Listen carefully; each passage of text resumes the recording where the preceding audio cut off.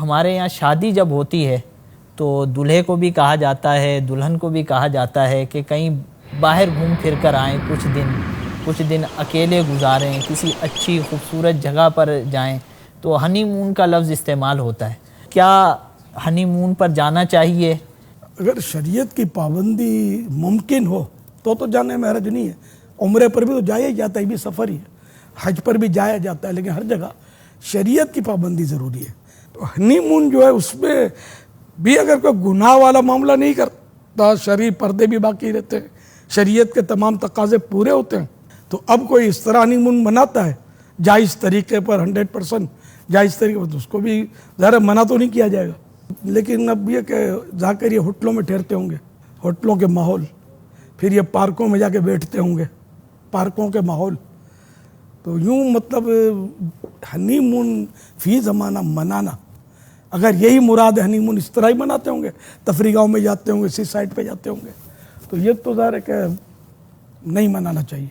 हुज़ूर, एक पॉजिटिव तब्दीली तो हम माहौल में देख रहे हैं कि अब रुझान जो है शादी के बाद हज का अगर सीज़न होता है तो हज की इस तरह तरकीब बनाई जाती है, या उम्रे पर दूल्हा ले जाता है दुल्हन को, तो इसकी पजीराई होनी चाहिए। जी, जो साहिब हैसियत होते होंगे और मजहबी जहन होता होगा तो ये करते होंगे, लेकिन अक्सरियत ये नहीं करती।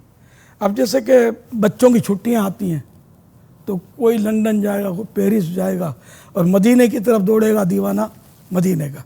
तो यूँ कुछ ऐसे होते हैं जो उम्रा की तरकीब करते हैं, मदीने की हाज़िरी से मुशर्रफ होते हैं, लेकिन इनकी तादाद थोड़ी होती है।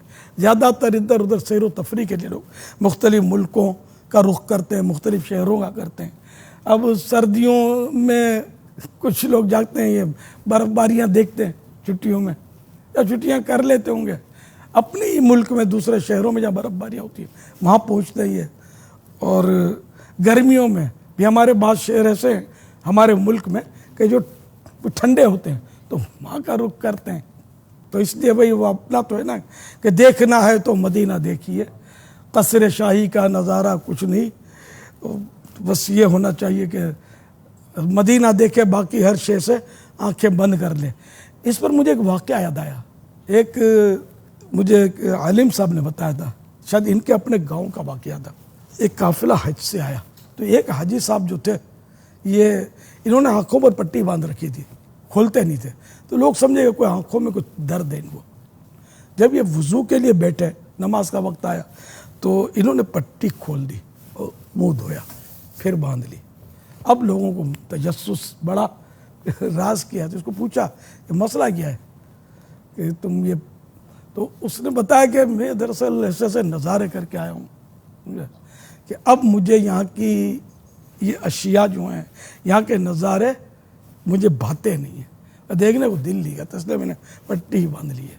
कि मदीना शरीफ की तो कैफियत ही है ना, जिधर देखिए बाग़ जन्नत खिला है, नज़र में है नक्शो निगारे मदीना। ये आशिकों का अंदाज़ है, हर एक का अपना अपना अंदाज़ होता है। जो लोग सफ़र करते हैं इस तरह इन इलाकों का, तो होता है कि थोड़ा सा माहौल चेंज होगा, पानी चेंज होगा। अभी निगरानी शूरा भी माशाल्लाह सफ़र पे हैं साउथ अफ्रीका के, आप नहीं गए, आपको भी जाना चाहिए, कुछ हवा तब्दील हो। वो हदीस पाक है ना, साफिरू तसहू, है ना, सफ़र करो सेहतयाब हो जाओगे, सेहत पाओगे। तो निगरानी शूरा का ये सफ़र कोई पर्सनल या बिजनेस पर्पस पर तो नहीं है, इनका सफ़र तो दावत इस्लामी के दीनी काम के लिए। इस तरह अगर कोई सफ़र करता है या कारोबार के लिए सफ़र करता है तो ये हरज तो नहीं है, दीनी काम के लिए करता है, कार सवाब है। अगर अपने कोई दुनियावी काम के लिए करता है तो कम से कम मुबाह तो है, यानी इसका करना ना करना, सवाब न गुनाह। बाद सूरतों में ये मुबाह सफ़र को भी सवाब का सफ़र बना सकते हैं अच्छी नीयतों के साथ। तो मुतलकन सफ़र तो मना है ही नहीं।